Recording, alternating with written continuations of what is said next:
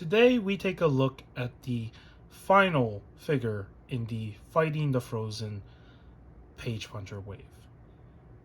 Similar to Batman and Robin, Batgirl also carries a design that fits the theme of this particular Page Puncher wave. And with that said, let's take a look at the figure and also what she comes with. So, besides her accessories that you see on the figure already, she also comes with the comic book. And this comic book also has her art on it.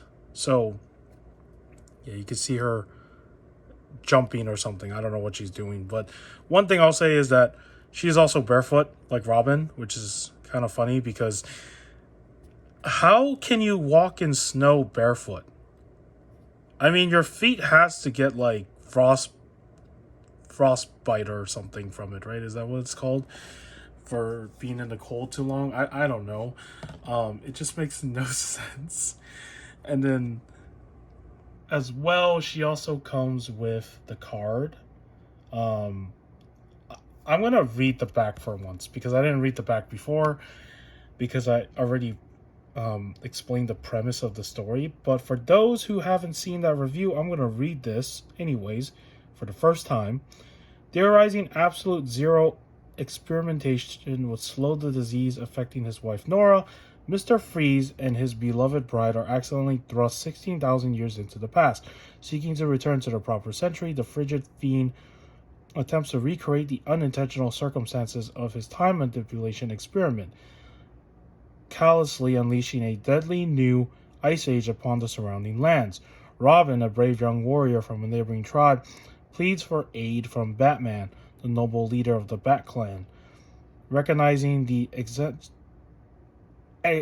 existential threat, I apologize, that could be a tongue twister for me sometimes, to their people, Batman, Robin, and the stoic Batgirl forge an alliance to stop the criminal King of Cold. So basically, it's just like that. They have to stop Mr. Freeze, and they beat the living hell out of him in the story. So, I'll show that one more time just to emphasize my point of beating the living hell out of him. They smash him to pieces. Well, I don't know. I think he's dead. I don't think he's gonna live after that. There's no way. So, yeah, that's basically how brutal Mr. Freeze's death is in this story. Okay, let's look at the figure. The figure is interesting. Again, you can see the cowl on her has a very it has stitch marks similar to Batman's because she probably also made her cowl out of like maybe an animal skin or something. I don't know. But it has style. And then the cape is also very similar too, right? You see the stitch marks from the front and then I think in the back. Oh no, the design doesn't carry over onto the back. Huh. Well, there's that. And her bat logo is pretty cool too. It's like embezzled in the front like that. And this front part, I don't know what that's supposed to be, but I'm assuming that's bone. That looks like bone.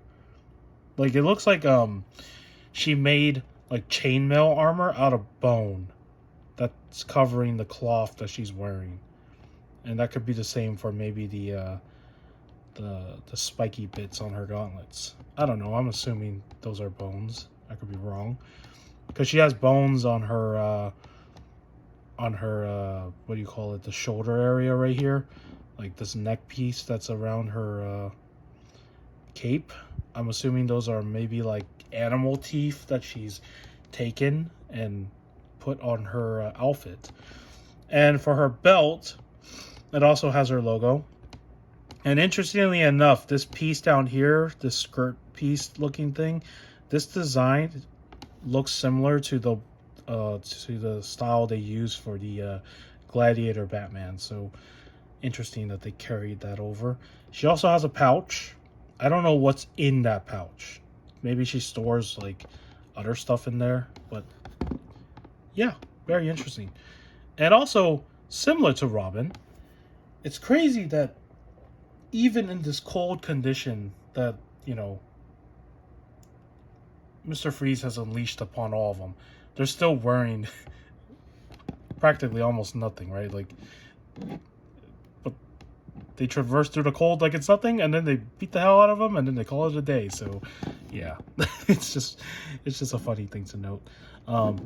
In terms of scaling, Robin, of course, is always a bit taller than Batgirl, so they did that right. And I think I will do an overview video for this wave at the end of this. Like, it will be basically having all the figures in here, and maybe just share my final thoughts on this wave. I don't know. I still am thinking about that. But as for this particular figure, there's not much else going on with like the details. Like, there are details on her clothing, like you see more stitch marks. You can also see like the tattered stuff she's wearing for her lower leg. So, but yeah, she's also barefoot, so she doesn't have any shoes. And then on top of that, let's take these accessories off so we can see them better. They are essentially how you can use the accessories for her is interesting. So if you don't want her to have her axe, she does come with this hook thing. So this is for climbing, right? The string, cloth string thing they use is okay, but she can't really hold that. So, but it's nice that it's there. So there's that. And then on top of that, she also has her axe, which they're both painted the same, I believe. There's no difference to them. But yeah, they look like they might be made out of bones too, like maybe animal bones with wood. Same thing on this side. So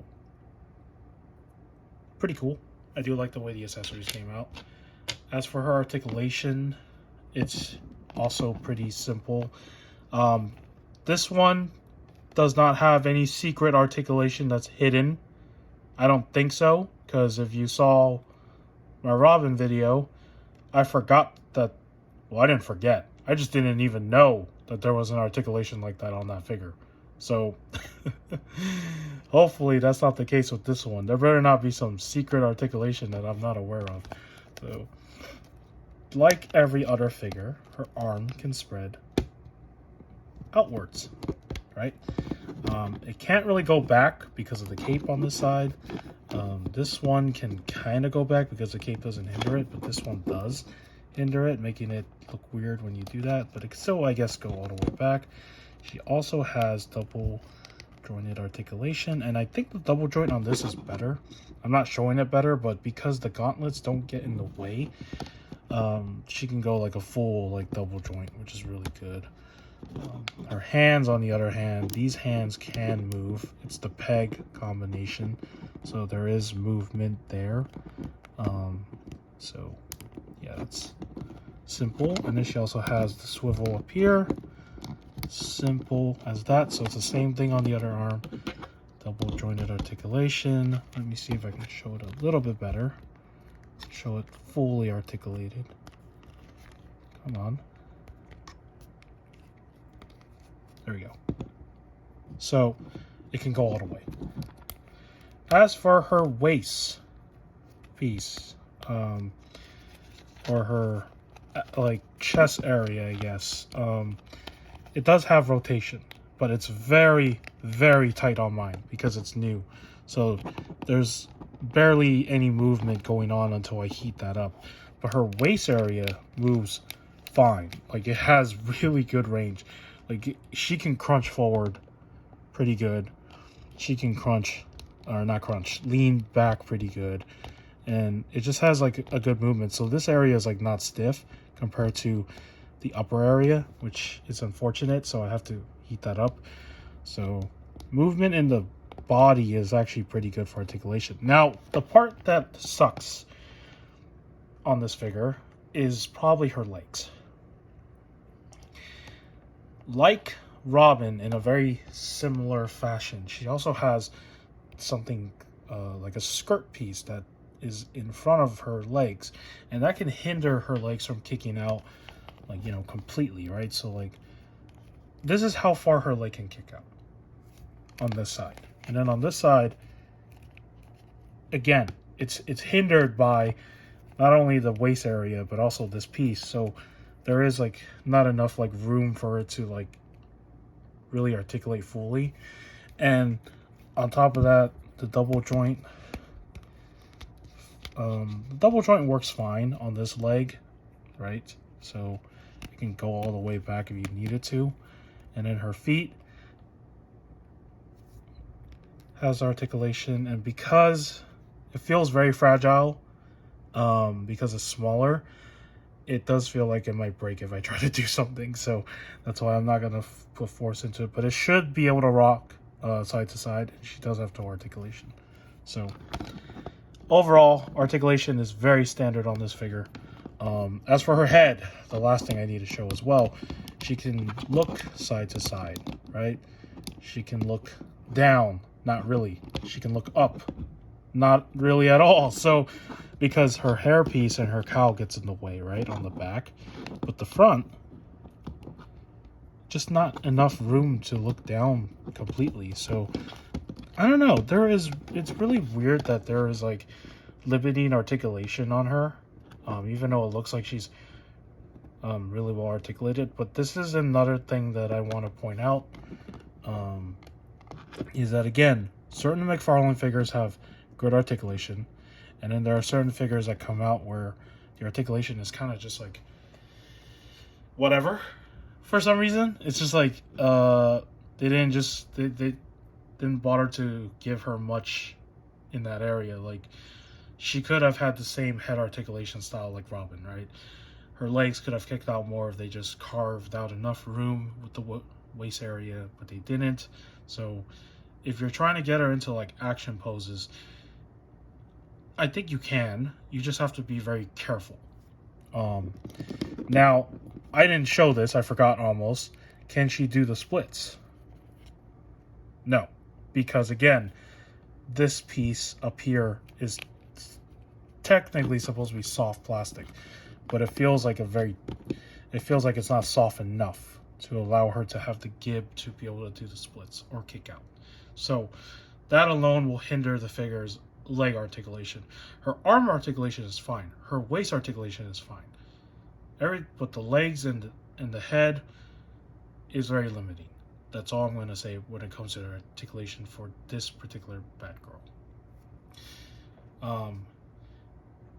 Let's bring in some comparisons. Might as well, because this is a good time to bring in comparisons. Let's bring in Robin, and let's also bring in